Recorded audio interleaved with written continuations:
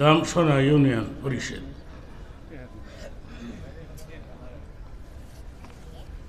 উনি আমাকে ফোন করেছেন এই দাওয়াতটা রাখার জন্য, সেই জন্য আমি দাওয়াতটা রেখেছি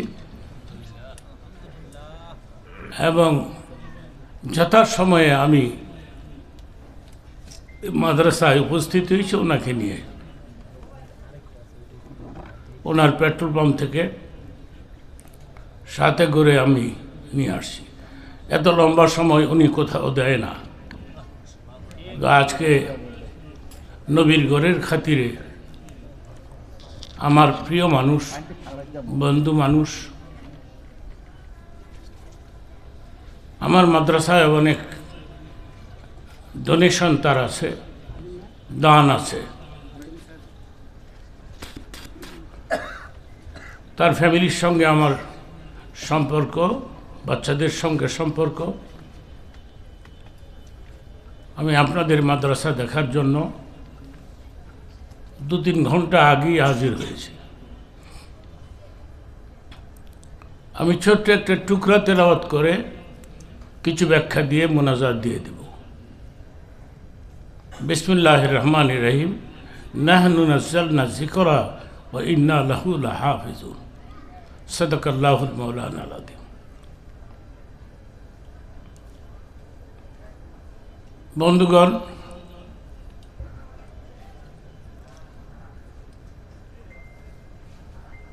আপনাদের খেদমতের অনুরোধ থাকবে, আপনারা উলামায়ে কেরামদেরকে রেসপেক্ট করবেন, সম্মান করবেন, ইজ্জত করবেন। মান আকরামা আলিমান কাআন্নামা আকরামানি। নবীজি বলেছেন, ওলামাদেরকে যারা সম্মান করে এরা যেন আমি নবীকে সম্মান করে দিল। আওয়াজ করে বলুন সুবহানাল্লাহ।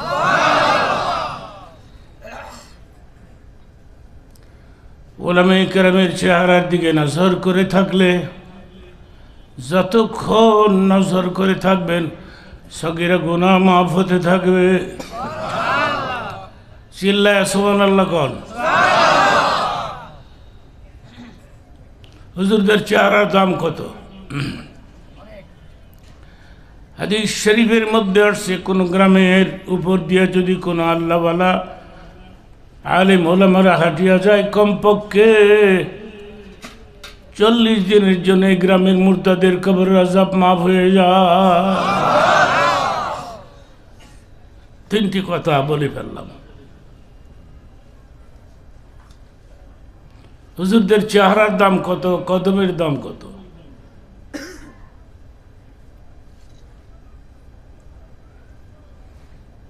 এদেরকে সম্মান করতে হবে। এক শ্রেণীর লোকেরা আমাদের কাঠমোল্লা কয়, কাঠ দিয়া বলে বানাইছে, কাঠ দিয়ে বানাইছে। পুরুষেরাও আমাদের দেখতে পারে না, মহিলারাও আমাদেরকে লাইক করে না। গুলশানে, বনানী, ধানমন্ডি, ওইসব এলাকায় যে মহিলারা থাকে, এরা আমাদেরকে মানুষই মনে করে না, কয়েক আলাদা জাত। জিনও না, ইনশাল্লাহ না, আলাদা জাতেরা। গুলশানে বড় বড় দামি মহিলারা। হাদিস শরীফের মধ্যে আসছে, গ্রামের মহিলারা শহরের মহিলাদের চাইতে কয়েকশো বছর আগে জান্নাতে চলে যাবে।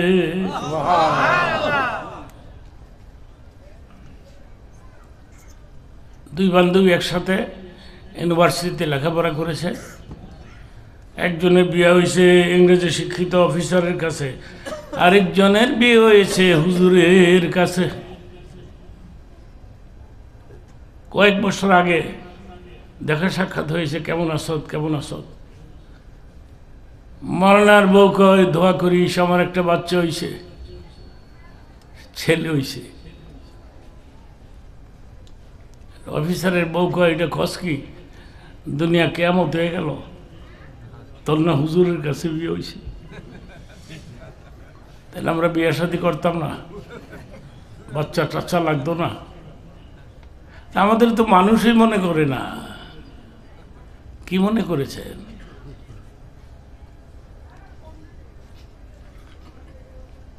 আপনাদেরকে একটা অনুরোধ করব, আপনারা একটা ছেলেকে হাফেজ বানান।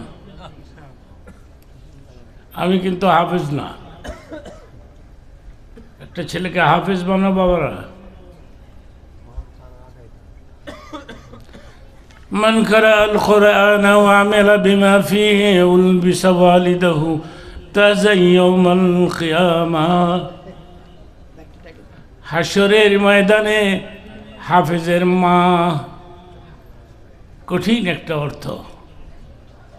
হাশরের ময়দানে, মাইক ঠিক আছে না? আওয়াজ ঠিক হইতেছে? পরিষ্কার বুঝেন না?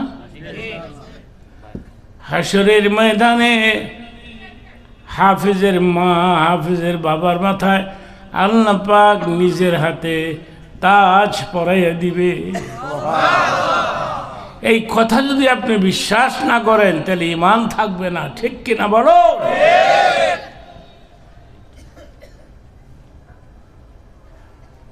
জুহু আহসানু মিন জুই শামসি ফি বুয়ুতিদ দুনিয়া। এটা আরো কঠিন অর্থ হাদিসের বাকি অংশটা। হাফিজের মা বাবার মাথায় তাজ পরাই দিবেন আল্লাহ পাক। ওই তাজটা দুনিয়ার সূর্যের চাইতে কয়েক হাজার গুণ আলো বেশি হবে। নারায়ে তাকবীর। চিন্তা করেছেন?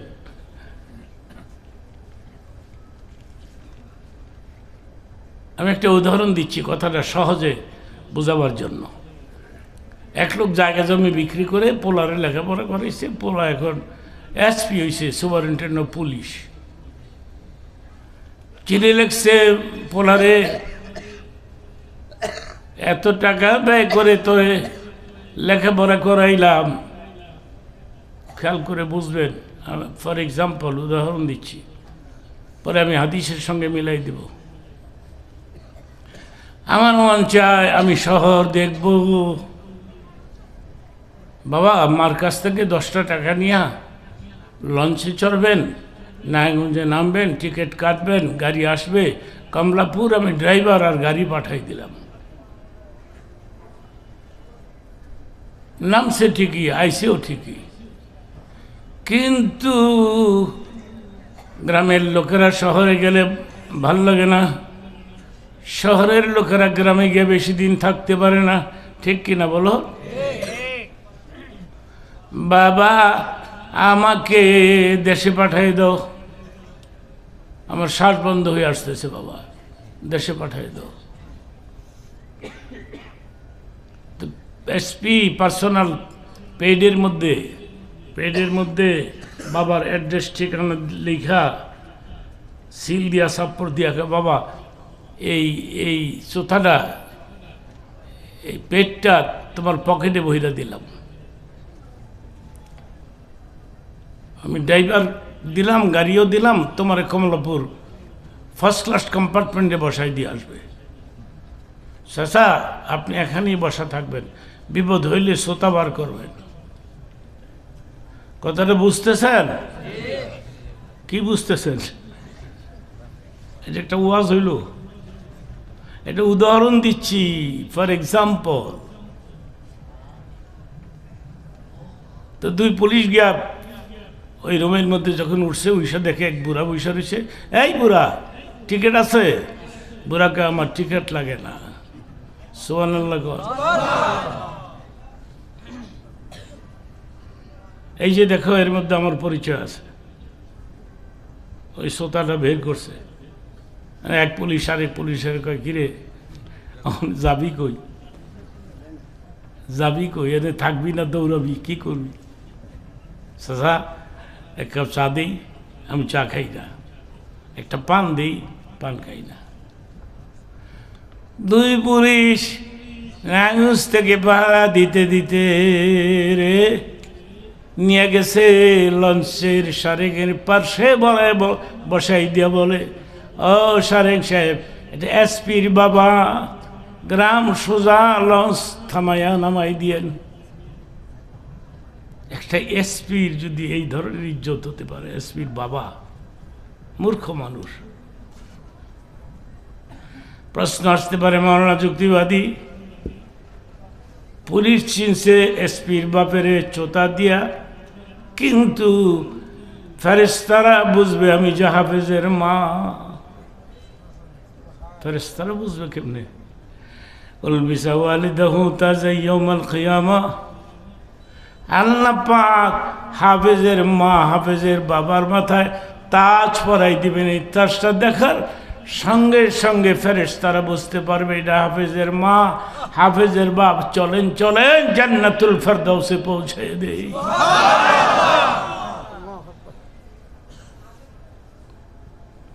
একটা ছেলেকে হাফেজ বানান। কোথায় যেন কোন এয়ারপোর্টে বসা ছিলাম আমি, হঠাৎ করে এক থানার ওসি, ওই এলাকারই ওসি, তা আমারে দেখছে এবং চিনতে পারছে। চিনার পরে বলতেছে, আপনি যুক্তিবাদী না? আমি বললাম, ইয়েস। আপনার ওয়াজ শুনছিলাম আমি 18 বছর আগে, আজকালকে না। ওয়াজ শুনে আমি আমার একটা ছেলেকে হাফেজ বানাইছি। আমি বললাম, আপনি হাফেজের বাপ? হ্যাঁ। আপনার ডিমান্ড কত? আপনার দাম কত? এখনো কি ঘুষ খান? না হুজুর, এখন ঘুষ খাই না, আগে খাইতাম, আমার পোলা নিষেধ করে। তুমি না হাফেজের বাপ, বাবা ঘুষ খাইও না।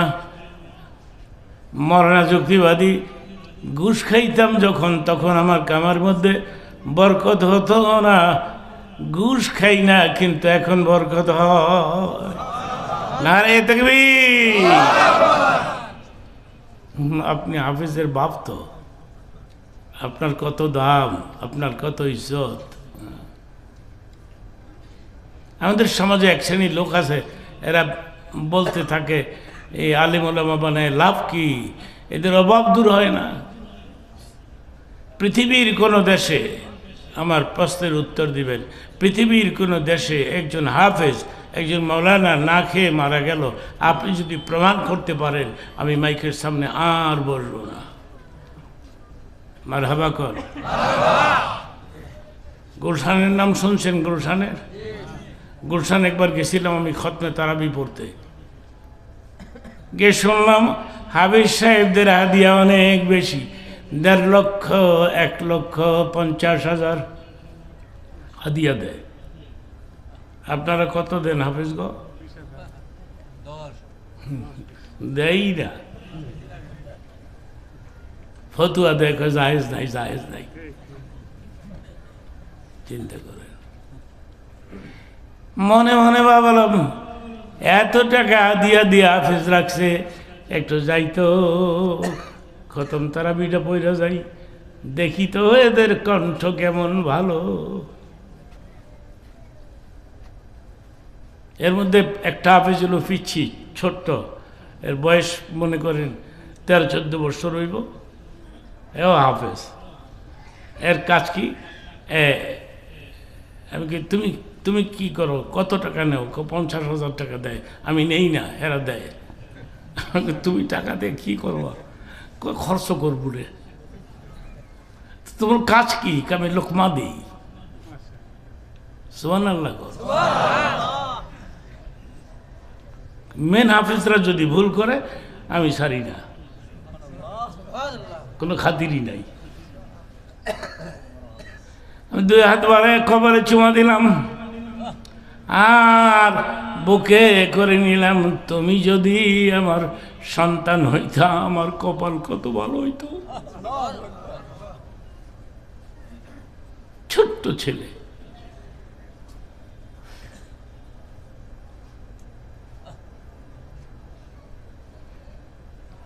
তেরো বৎসরের ছেলে, এক প্রোগ্রামে 1 বৎসরে হাফেজ হয়েছে। সুবহানাল্লাহ। 13 বছরের ছেলে 1 বছরে হাফেজ হয়েছে। আমি পর্যন্ত এর মাথায় পাগড়ি বেঁধেছি। আমার ওয়াজের বয়স কত জানেন? 60 বছর। অনেকে বলতেছে যুক্তিবাদী নাই নাই মারা গেছে, জেতা লোকটারে মাইরা নাই। গভীর সাহেব দাওয়াত দিয়ে আমাকে নিয়ে আসছে, লোকেরা অধিকাংশ লোকেরাই বলছে উনি নাই, অযথা নাম দিছে, নকল যুক্তিবাদী আনবো। শেষ পর্যন্ত আমি এসেই গেলাম, ঠিক কিনা? আরো কিছুক্ষণ বলবো, কিছু তো বলে ফেললাম, আরো 15 মিনিট বলবো। এরপরে সবাইকে নিয়ে মোনাজাত করব। আমাকে ঢাকা যেতে হবে, হাজী সাহেবকেও ঢাকা যেতে হবে, আমাদের গন্তব্যস্থলে যেতে হবে। তো ওয়াজ তো আর কম শোনেন নাই, সেই মাগরিব থেকে শুরু হয়েছে, এশার থেকে 11টা বেজে গেছে, 11টার উপরে চেহারা দেখতে আসছেন, এইটা রাইট। আমাকে দেখতে মারহাবা বলে, চেহারা দেখতে আইছে, পছন্দ হয়েছে? তো পছন্দ হলে তো ভালোই হয়েছে। আজকের থেকে অনেক বছর আগে বরিশাল গেছি ওয়াজ করতে স্টিমারে। স্টিমার ঘাটের মধ্যে যখন লাগলো তখন দেখলাম ঘাটে 20-25 জন লোক নিশান নিয়ে আসছে, যুক্তিবাদী জিন্দাবাদ, ফল্লা তল্লা জিন্দাবাদ, এগুলি কইব। কিন্তু আমি নাইমা ওদের কাছে গেছি, গিয়া তকবির দেয় না, আমার এই জায়গায় হুজুর যুক্তিবাদী আইছে, মেজাজটা কেমন খারাপ হয়। মানুষ চিনস্তা গেলে গাইছ, তকবির দেয় না কেন? দেয় না, পছন্দ হয় না। এদিন একটু কাঠিং ফাটিং ধরছি, আগে তো কাঠিং ফাটিং ছিল না আমার। সব বক্তারা এই কাঠিং ধরে, আমি ধরলে দোষ কি? পছন্দ হয় না, এই জন্য তকবির দেয় না। সেই জন্য আপনাদেরকে প্রশ্ন করলাম, পছন্দ হয়েছে? একসাথে বলেন। তারপরে ঘটনাটা শেষ করে ফেলি। গুলশানের মাসুম, জানেন, আপনি জানেন 50টা দেশকে হার বানায়া আমার দেশের সন্তান হাফেজ হয়ে ফার্স্ট প্রাইজ দিয়ে প্রথম পুরস্কার নিয়ে ফিরে আসছে। নারে তাকবীর! 50টা মুসলিম দেশকে হার বানায়া বাংলাদেশের হাফেজ ফার্স্ট হয়েছে। আমাদের দেশের ছেলেরা, আমি ভাবলাম দেখি তো প্রথম যে 8 রাকাত পড়ায় কীরকম কণ্ঠ, একটু টেস্ট করে দেখি। কিন্তু শোনার পরে দেখলাম দারুণ কণ্ঠ। আমি বললাম, বাবা রে, আল্লাহ পাক তোমাকে চমৎকার একটা কণ্ঠ দান করেছে, কোরআন তেলাওয়াত করে তুমি আমাকে পাগল বানিয়ে দিলা। হুজুর, আমি তো আপনাকে চিনি, আপনি যুক্তিবাদী হুজুর না? আমি বললাম, হ্যাঁ। আপনাকে আমি চিনি, আপনি তো আমার চিনেন না। কেমনে ছিল? আমাদের গ্রামে ওয়াজ করতে গেছিলেন মাদ্রাসায়, ওই বছর আমি হাফজ শেষ করি, আপনি নিজের হাতে আমার মাথায় পাগড়ি বেঁধে দিয়েছিলেন। এই 60 বছরের বয়সে কত ছাত্রদের মাথায় যে পাগড়ি বাঁধলাম। গত পরশুদিন একটা প্রোগ্রামে 5টা ছাত্রদের মাথায় পাগড়ি বাঁধলাম। যেদিন আমি মরে যাব, যাদের মাথায় পাগড়ি বেঁধেছি ওরা শুনবে এবং বলবে, আল্লাহ গো, যুক্তিবাদী হুজুরকে জান্নাত দিয়ে দাও। এরা আমাকে দোয়া করবে, হ্যাঁ, দোয়া করবে। আপনি আমার মাথায় পাগড়ি দিয়েছিলেন। আমি বললাম, বাবা, ওই দিন তো পাগড়ি বেঁধেছি, কিন্তু তোমার তেলাওয়াত শুনি নাই, চমৎকার কণ্ঠ তোমার। আচ্ছা বাবা, আমি একটা মসজিদ করেছি এই দোলাইপাড়ে, একটা মসজিদটা 5 তলা করেছি, ওইটা এয়ার কন্ডিশন করে দিয়েছি। আমার মসজিদে যদি তুমি যাইবা পারবে, আমি না হয় হাদিয়া একটু বাড়াই দিব না, 1.5 লাখ টাকা পাও তো, আমি 2 লাখ দিব না। উত্তরটা শোনেন, উত্তর মরনা যুক্তিবাদী, আমার মন চায় আপনার পেছনে সার্ভিস দেই, কিন্তু রে গুলশানের লোকেরা তোমাকে ছাড়ে না। আমি যদি বলি নট, আর থাকবো না, 10,000 টাকা বাড়ায় দেয়। আবার যদি নট কই তাহলে আবার আরো 10,000 বাড়ায় দেয়। আমাকে তাহলে তুই এক কাজ কর, তুই খালি নট কইতে থাক। হাফেজরা বলে ভাত পায় না, ভাত পায় না বলে, মৌলানারা বলে ভাত পায় না, নট করলেই 10,000 বাড়ে। চিল্লায় বলো না রে তাকবীর। একটা ছেলেকে হাফেজ বানান, হাফেজের বাপ হন, হাফেজের মা হন, মৌলানার বাপ হন, মৌলানার মা হন। আমার এক ছেলে আবু বকর সিদ্দিক মৌলানা, ভালো রেজাল্ট করেছে মাদ্রাসায়, কিন্তু হাফেজ না। হেফজখানার মধ্যে দিছিলাম অ্যাডমিশন, কয় বাবা আমি পাগল হয়ে যাব, আমার দ্বারা সম্ভব নয়, এত বড় মোটা ভলিউম কোরআন শরীফ আমি কেমনে মুখস্থ করব। পরে আইনা মাদ্রাসা দিয়ে দিছি, মাদ্রাসার রেজাল্ট ভালো করছে, ফার্স্ট ক্লাস রেজাল্ট হয়েছে, দাখিল আলেম ফাজেল, কিন্তু হাফেজ তো হতে পারলো না, হাফেজ তো বানাইতে পারলাম না। না আমি নিজে হাফেজ হতে পারলাম না, পুরো আমি বললাম আবু বকর, আমি মরে গেলে তুমি আমার জানাজার নামাজ পড়াইও। ঢাকাবাসী যেদিন শুনবে যুক্তিবাদী মারা গেছে, আমার ভক্তবৃন্দ যারা আছে সব দৌড়াবে জীবনের শেষ আমাকে দেখার জন্য। কারণ কি জানি, ঢাকার এমন কোন মহল্লা নাই যেখানে আমার কণ্ঠ বাজে নাই।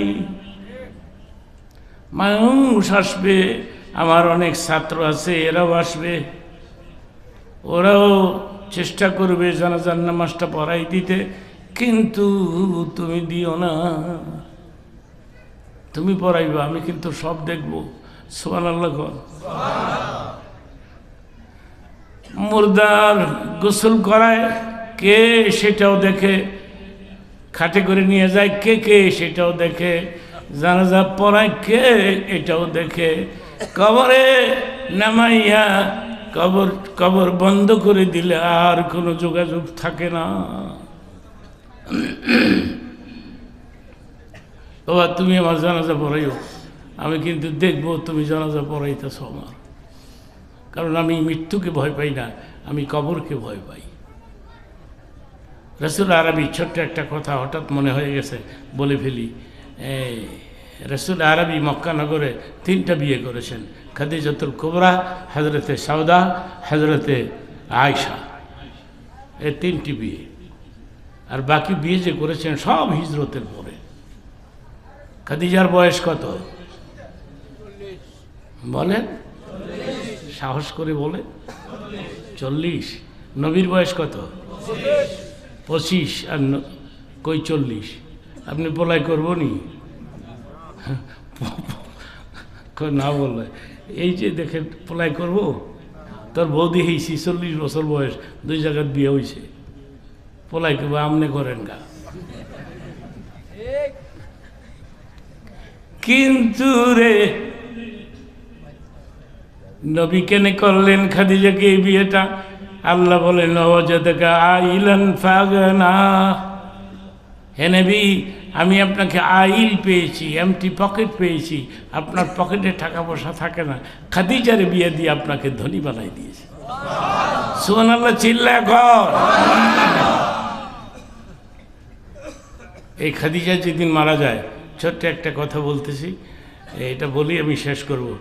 এই কেউ এখান থেকে দাঁড়াবেন না, কেউ আউট হবেন না, কারণ আপনারা যারা যারা ওয়াজে আসছেন, এটা একটা হাদিসের কথা, কিন্তু যারা ওয়াজে আসছেন, রহমতের ফেরেশতারা আপনার মার কবরে, বাবার কবরে, দাদার কবরে যাইয়া খবরটা বলে দিয়েছে। চিল্লায় সুবহানাল্লাহ কর। বলছে তোমার ছেলে আসছে, তোমার নাতি আসছে ওয়াজ শুনতে। তখন মা কয় আমার পোলা আইছে, আমার নাতিও আইছে। হ্যাঁ, এরা দোয়া করবো নি আমগোলাই ঘা। ফেরেশতারা আরে ওদের গিয়ে কই ও কবরের মধ্যে বিপদে আসি, আপনি দোয়া না করে যেতে পারেন না,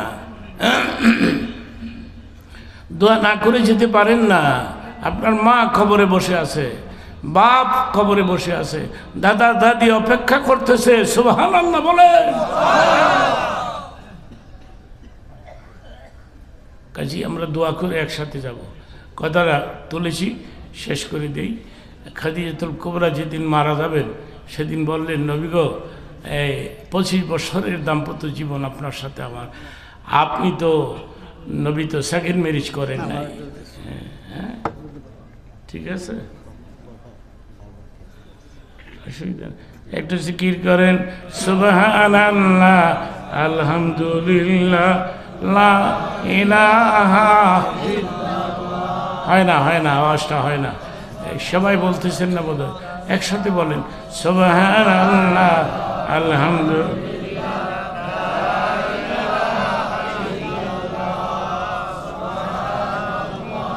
আলহামদুলিল্লাহ লা ইলাহা। কেমন লাগে জিকির? কেমন লাগে জিকির? জিকির পারপাসে একটা ছোট্ট কথা বলবো। আমেরিকার এই ঘটনাটা আমেরিকাতে ঘটছে এবং আমার সঙ্গে ঘটছে। 30 বছর ধরে আমেরিকাতে আসা যাওয়া করি, এভরি ইয়ার, প্রতি বছর। কিন্তু আজ থেকে 12 বছর আগে একটা স্পেশাল প্রোগ্রাম হয়ে গেল মিশিগানে, ডেট্রয়েট, বিগ সিটি, বিরাট বড় শহর। পৃথিবীতে হার্টের 8 জন বড় ডাক্তার আছে, একজন মিশিগানে থাকে। আমি যাওয়ার 1 মাস আগে ওই লোকটা মুসলমান হয়ে গেছে। একটা অ্যাডভান্স খবর বলে যাই, টুডে অর টুমরো, আজ হোক কাল হোক, গোটা আমেরিকা একদিন মুসলমানদের হাতে চলে আসবে। সে পরিমাণে মুসলমান হচ্ছে, হ্যাঁ সমানে মুসলমান হচ্ছে।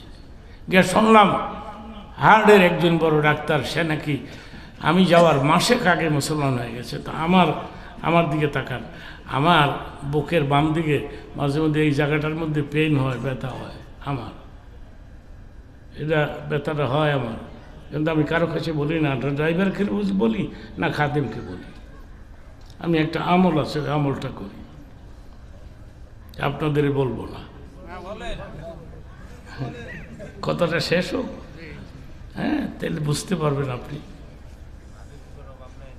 ভাবলাম এত বড় হার্টের ডাক্তার, অ্যাপয়েন্টমেন্ট নিয়ে যাই, বুকটা একটু দেখায় যাই। তো গেলাম, গিয়ে দেখি ফেরেশতা বসে দিছে। ফেরেশতা, সেই শেরওয়ানি, সেই দাড়ি, সেই পাগড়ি। ফর্মের মধ্যে লিখছে মাওলানা মীর হাবিবুর রহমান। তা আমারে দেখেই বলতেছে, মাওলানা ওয়েলকাম, মাওলানা আসসালামু আলাইকুম, মাওলানা sit down please. Are you মাওলানা? আমার জিজ্ঞাসা, তুমি কি মাওলানা? আমি বললাম yes. Are you read the holy Quran? তুমি কি কোরআন পড়েছ? আমি বললাম ইয়েস। আমার জিগায় কোরআন পড়ছিনি, সুযোগ পাইছে তো। মাওলানা তুমি বুক দেখাইতে আসছো, তুমি জানো এই বুকের হার্টের মেডিসিন তো কোরআন শরীফের মধ্যে আছে। আলা বিযিকরিল্লাহি তাতমাইন্নুল কুলুব। মাওলানা তুমি একটা কাজ কইরো, সকালে বিকালে 2 বার জিকির কইরো। জিকির করলে হার্ট মজবুত থাকবে। আমি যখন লা ইলাহা ইল্লাল্লাহ, লা ইলাহা ইল্লাল্লাহর ধাক্কাটা যখন বাম দিকে মারি, তখন ব্যথাটা আমার থাকে না। আমি বললাম, ও ডাক্তার, যেই টুকরাটা তুমি পড়ছো আমি কি তেলাওয়াত করে তোমাকে শোনাবো? ইয়াস।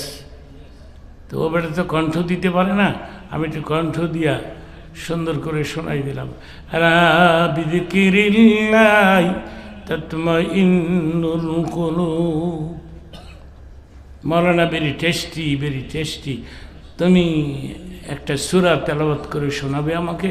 তো সূরা ইখলাস তেলাওয়াত করে আমি শোনাই দিলাম। একটা আমল আমি আপনাদেরকে বলবো, আপনারা ঘুমাবার আগে, যুবক বাবারা ঘুমাবার আগে, বয়স্ক লোকেরাও 3 বার কুল ফাল্লাহ পাঠ করে মুখে ফু দিয়া ঘুমাবেন। 3 বার। সূরাতুল ইখলাস তা'দিলু সুলুসাল কোরআন। হাদিসের মধ্যে আসছে, কেউ যদি কুল ফাল্লাহ 1 বার পাঠ করে, কোরআনের 3 ভাগের 1 ভাগ তেলাওয়াতের সওয়াব হয়। চিল্লায় কর নারে তাকবীর। তারপরে এই সূরা ইখলাসটা যখন শোনাইলাম, মৌলানা ভেরি টেস্টি, তুমি জানো আমার ভিজিট কত? আমি বললাম কত? কয় $500। আমি কি আপনার কাউন্টারে তো জমা দিয়ে আসছি আমি, ওখান থেকে ফেরত নিয়ে যাও, আমি $250 তোমাকে মাফ করে দিলাম। মাফ করে দিল। আমি বললাম কারণ কি রে, কেনে তুমি ও ডক্টর, কেন তুমি $250 মাফ করে দিলা? তুমি কোরআন তেলাওয়াত করে শোনাইছ, তোমার কণ্ঠে কোরআনের তেলাওয়াত মিষ্টি লাগে, সেই জন্য আমি $250 তোমাকে মাফ করে দিলাম।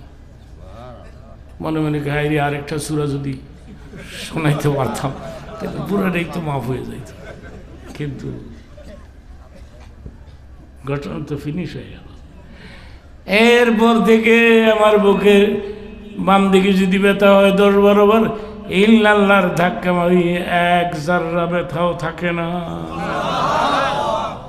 লা ইলাহা ইল্লাল্লাহ, লা ইলাহা ইল্লাল্লাহর ধাক্কা বাম দিকে মারবেন, বাম দিকে।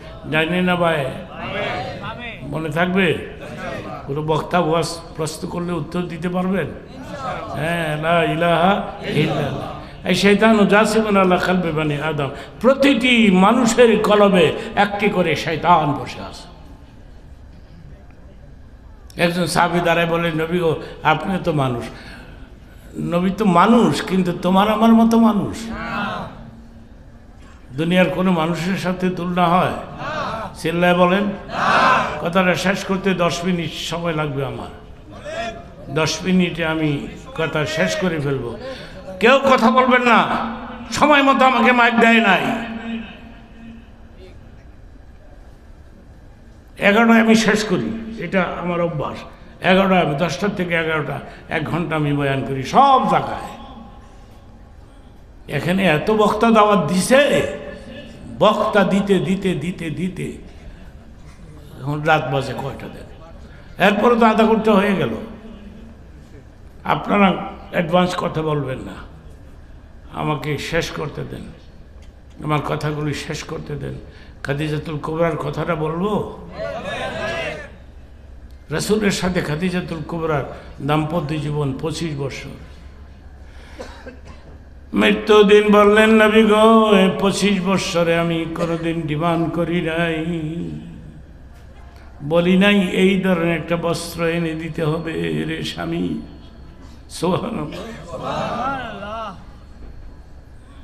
আমাদের মহিলারা পাগল ঘুরে ফেলায় জামাই রে। মহিলারা ওয়াজ শুনতেছে না, পাগল ঘুরে ফেলাইছে। ঈদের আগে কয় 13 রঙের, লাল রঙের 13 পাইরের শাড়ি যদি আনতে পারো, ঈদ করবো, নাইলে ঈদের কপালে আগুন লাগাবো। ঈদ শুদ্ধা ফুইরা লাগবে। চিন্তা করছে। স্বামী দোকানে দোকানে ঘুরে আর কয়, ভাই লাল রঙ আছে 13 পাই, থাকলে দেন, নাইলে আগুন লাগাবো। দোকানে আর কয়, পাগল নি, এটা কি পাগল নি, দোকানে আগুন লাগাইতে আসে। কিন্তু রে, মহিলাদেরকে বলে যাচ্ছে একটা ছোট্ট নসিহত। স্বামী এমন একটা কাপড় এনে দিছে, রং উঠে গেছে, বালটি মাল্টি শুদ্ধা লাল হয়ে গেছে। খেয়াল করে শুনবেন, বালতি মালটি শুদ্ধা লাল হয়ে গেছে, বালতি শুদ্ধা বেডি খালি দৌড়ায়, জামাইরে খোঁজে, খোঁজায় পায়ে কয় খুঁজছে পাইছে, কাই কানার ঘরের খানা, জামাইরে কয় কানার ঘরের খানা। কি জিন্দিগি এটা? এটা একটা জীবন হইল? কিন্তু আমি বলবো মহিলাদেরকে, যেই কাপড়ের রং ওইটা গেছে ওইটা পরিধান করে, ধৌত করে পরিধান করে স্বামীর সামনে দিয়া চক্কর দিবা আর কইবা তোমার জীবনে কত দামি দামি কাপড় এনে দিয়েছ, কিন্তু এইটা রং ওইটা গেছে, পড়তে ভালো লাগে, ভালো লাগে, ভালো লাগে।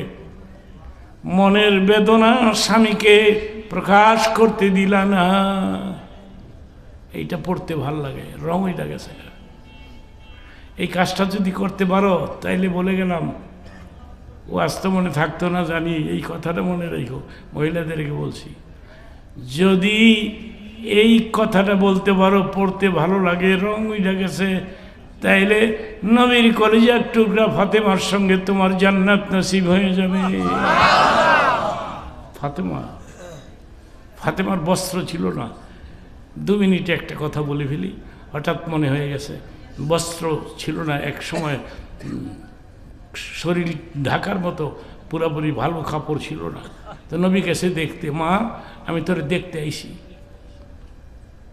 ডাক দিয়ে বলছে, বাবা গো, দরজা ধাক্কা দিও না, ভেতরে প্রবেশ করিও না, আমার পরনে কোনো ভালো বস্ত্র নাই। নিজের চাদর খুলে ফাতেমারে দিয়ে বলছে, ফাতেমারে আমার চাদর গায়ে দিয়ে বস, তোকে না দেখলে বাঁচবো না। সারাদিনে একবার না দেখলে বাঁচি না, সারাদিনে একবার না দেখলে বাঁচি না, 1 সপ্তাহ ধরে তোরে দেখি না। বাবা আর দেওয়া চাদরকে গায়ে দিয়ে বসলে নবী ভেতরে প্রবেশ করে দেখে শরীরটা শুকায় গেছে।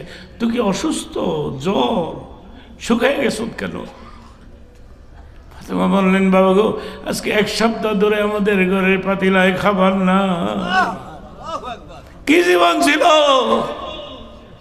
নিজের স্বামীরে গালাগালি করো,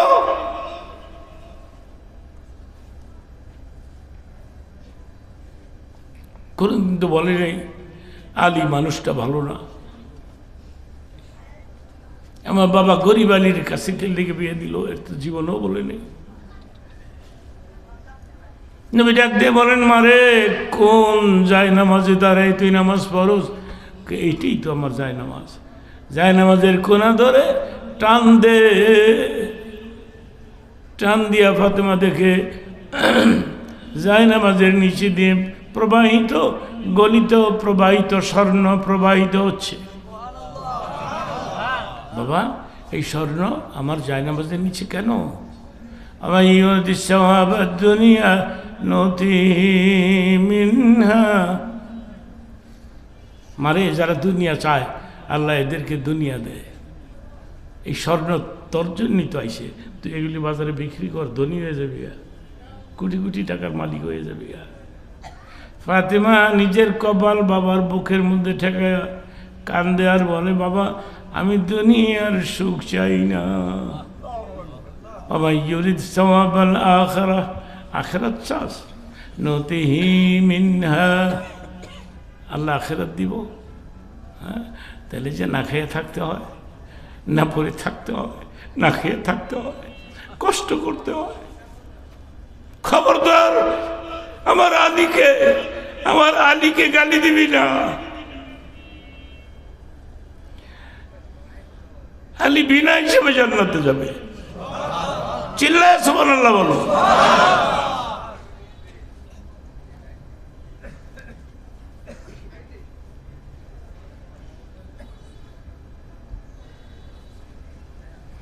খাদিজাতুল কুবরা বলে, স্বামী রে, দুটা আবদার আমি আপনার কাছে করব। জীবনে কোনো আবদার করি নাই, আজকে 2টা আবদার করব। আপনি আমার আবদার রাখবেননি?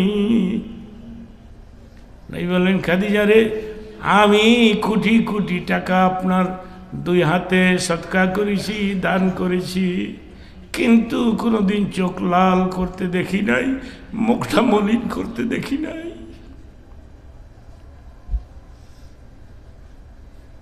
সেজন্য খাদিজাকে নবী বলতে পারতেন না। একদিন হযরত আয়েশা বলেছিলেন, কবেকার বুড়ি, এটা হাদিসের কথা, কবেকার বুড়ির লেগে দোয়া করেন, হিজরতের পরে ভালো ভালো বিবি পাইলেন হে নবী, আমাদের জন্য একটু দোয়া করতে পারলেন না? বুড়ি, কবেকার বুড়ি। নবী একটু রাগ হয়ে রাগের সুরতে ধমকি দিয়ে বলেছিলেন, আয়েশা খামোশ, আমার খাদিজা পার পাশে টু শব্দ উচ্চারণ করবে না তুমি। তোমরা তো সুখের দিনের সাথী, কিন্তু খাদিজা আমার দুঃখের দিনের সাথী। সারাদিন মক্কা নগরে কালেমার দাওয়াত দিয়ে দিয়ে ঘুরে ঘুরে আসতাম। মানুষের ঘরের দুয়ারে গেলে দরজা বন্ধ করে দিত আর বলতো, পাগল আসছে পাগল। আপনারা চিল্লায় বলেন তো, নবী কি পাগল?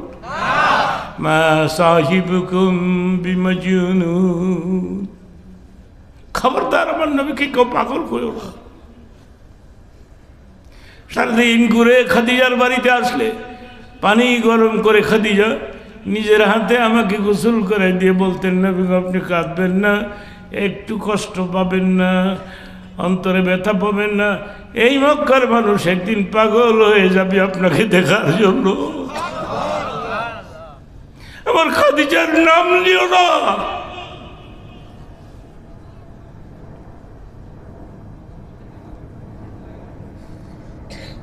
দিলকে নরম করে দেন, দেখেন তো চোখের কোঠা ভিজে কিনা।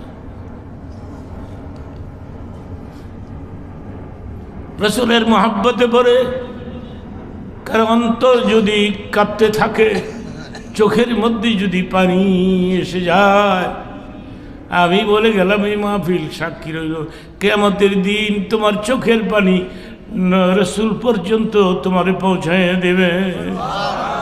নারায়ে তাকবীর, নারায়ে তাকবীর। খাদিজার সর্বশেষ কথাটা বলে আমি শেষ করব।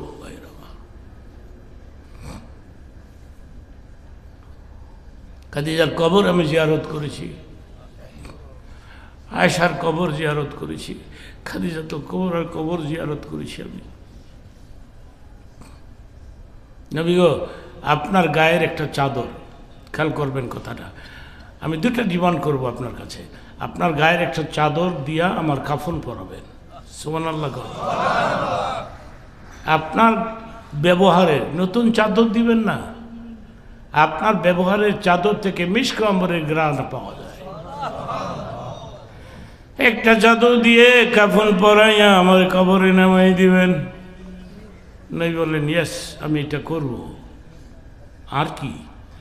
আপনি বলেছেন মুনকির নাকির প্রশ্ন করবে কবরে তিনটি, কিন্তু মুনকির নাকিরকে আমি ভয় পাই, আমি নিজেও ভয় পাই। 60 বছর ধরে ওয়াজ করি, মুনকির নাকিরকে এখনো ভয় পাই। প্রশ্ন করবে তিনটি, জোরে কোন কয়টি? ইংরেজি দিয়া, বাংলাতে, আরবি? আরবি যে আপনি জানেন না। আল্লাহ কবর মোমেনা বান্দা বান্দিকে কবরে গেলে মুনকির নাকিরের প্রশ্নের উত্তরটা আমি শিখাই দিব। প্রথম প্রশ্ন করা হবে, মার রব্বুকা, রবকে? চিল্লায় বলে রবকে। সেকেন্ড প্রশ্ন করা হবে, ওমা দীনুকা, তোমার দিন কি? সর্বশেষ প্রশ্ন করা হবে, ওমান নবিয়ুকা, তোমার নবী কে? নবী। হাদিস শরীফে আসছে, মুনকির নাকিরের প্রশ্নের তিনটি উত্তর যদি কবরের ভিতরে যে কোনো মুসলিম নরনারী দিতে পারবে, সঙ্গে সঙ্গে আল্লাহ বলবে ফেরেশতারা, ওয়াফিরিশুহু ফিল জান্নাহ, আমার বান্দা বান্দির কবরে বেহেশতে বিছানা বিছায়া দাও। নারায়ে তাকবীর। কিছুক্ষণের মধ্যে আমি হাত তুলব। কথাটা, খাদিজার কথাটা শেষ করি। সেকেন্ড আবদারটা, খাদিজা মারা গেলেন। হযরত ফাতেমার বয়স মাত্র 7.5 বছর। বাবার গায়ের চাদরের আঁচল ধরে যাইতে যাইতে চলে গেছে কবরস্থানে। জানাজার সিস্টেম তখনও চালু হয় নাই, কিন্তু কবর করে দিল নবী কবর করে দিলেন, পাথর চাপা দিলেন। খাদিজার মাথার পাশে বসে দাঁড়িয়ে আছেন চুপ করে। ফাতেমা বললেন, বাবা গো, কবর শেষ? হ্যাঁ। তাইলে কি জন্যে তুমি দাঁড়িয়ে আছো? কি কারণে তুমি দাঁড়িয়ে আছো? আমি জানতে চাই আমার মা এখন কোথায়। উত্তরটা শোনেন, ফাতেমার প্রশ্নের উত্তরটা শোনেন। নাই বললেন, মা গো, তোমার মা এখন হজরতে আসিয়া হজরতে মারিয়ামের মাঝখানে বসে আছে। সুবহানাল্লাহ চিল্লায় কও, নারায়ে তাকবীর গো। তাইলে কেন দাঁড়িয়ে আছো? আমার মা যখন পবিত্র জায়গায় থাকে তাইলে তুমি দাঁড়িয়ে আছো কেন? নবী বললেন, মারে, তোর মার সাথে আমার একটা ওয়াদা ছিল, মুনকির নকিরকে ভয় পায়, কিন্তু রে মুনকির নকির তো এখনো আসে নাই, সেজন্য আমি অপেক্ষা করতেছি। ঠিক তখনই আল্লাহ ডাক দিলেন, জিবরাইল রে, আমার নবীর গিয়ে সালাম দিবি আর বলবি মুনকির নকির আসবে না, আমি নিষেধ করে দিয়েছি। মুনকির নকির যে প্রশ্ন করবে ওই জবাবটা আমি দিয়ে দিয়েছি। ফাতেমারে নিয়ে ঘরে যাইতে বলো।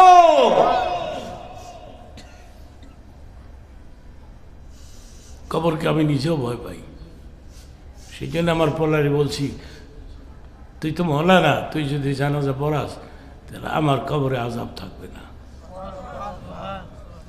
মাদ্রাসা দেখে খুশি হয়ে গেলাম।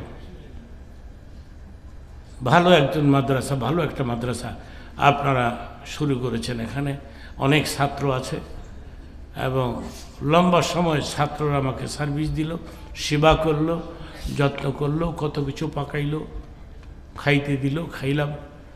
এখন বিদায়ের পালা, এখন চলে যাব আমি, আপনাদেরকে নিয়ে একসাথেই যাব। কিন্তু আগের বক্তা এই যে চিল্লে আপনাদের কাছে টাকাগুলি চাইলো, দিলেন না। একজনে অল্প টাকা দিয়েছে, বাকি লোকগুলো আমি 5 মিনিট সময় দিব, অনলি 5 মিনিট। কয় মিনিট? 5 মিনিট।